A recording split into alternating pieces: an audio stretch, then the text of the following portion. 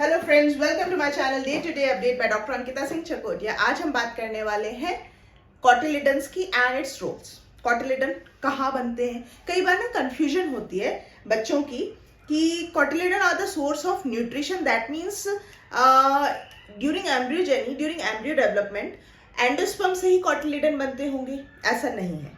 Endosperm एक कतई अलग चीज है क्योंकि ये polar nuclei and second male gamete के फ्यूजन से बनता है, जबकि कॉटिलिडन्स जो है ना, कॉटिलिडन जाइगोट में जब प्रो एम्ब्रियो कंडीशन आती है ऑन एसिमेट्रिक डिवीजन से जब एपिकल सेल बनती है, फिर एपिकल सेल से जब फर्दर डिवीजन के बाद, कई सारे डिविजन्स के बाद में जब एम्ब्रियोनिक बॉडी बनना शुरू होती है, embryonic axis, plumule, radicle, hypocotyl, epicotyl के साथ में एक स्ट्रक्चर और बनता है, that is called as cotyledon.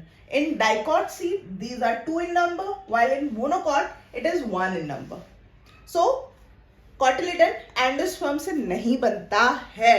It's a wrong statement, wrong theory in your mind. अगर ये है तो प्लीज क्लियर कर लीजिएगा, ठीक है?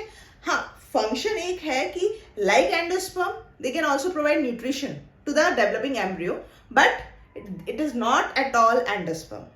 ये बात क्लियर कर लीजिए. तो चलिए, अब ये तो पता चल गया ओरिजिन क्या है. Origin zygote, apical cell and further division division division, finally we get the cotyledons. अब इसका एग्जैक्ट रोल क्या है वो भी बात कर लेते हैं. तो जैसा कि मैंने कहा, they can provide nutrition to the embryo but in exalbuminous seed. Now what is this exalbuminous seed? The seeds in which embryogeny हो रही हो और पूरे एम्ब्रियोजेनी के दौरान पूरा न्यूट्रिशन आपको एंडोस्पर्म से मिलता रहे और एंडोस्पर्म खत्म ना हो, ठीक है?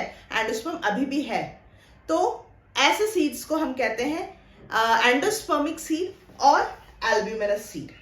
But the seeds in which during embryogeny endosperm खत्म हो जाए बट कॉटिलिडन्स वेल नरिश्ड हो, उनमें अच्छा खासा न्यूट्रिशन स्टोर हो जाए, they get swelled up. In that condition दो seeds are called as ex albuminous या फिर नॉन एंडोस्पर्मिक सीड कहलाते हैं. वहां पे कॉटिलिडन ये रोल कर पाते हैं कि वो न्यूट्रिशन दे पाए एम्ब्रियो को.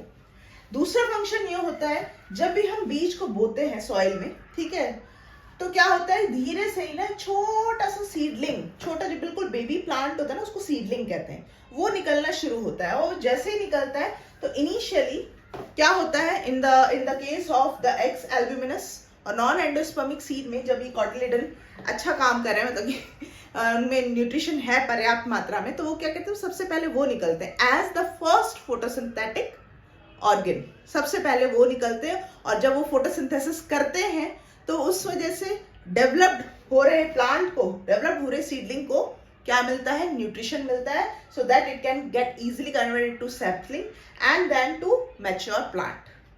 सो these are the role of cotyledon and their origin. I hope ये लेक्चर अच्छा लगा तो please hit the like button, share this video with your friend and please subscribe my channel. मिलते हैं आगे के लेक्चर्स के साथ में. Till then stay safe and stay blessed. Bye bye.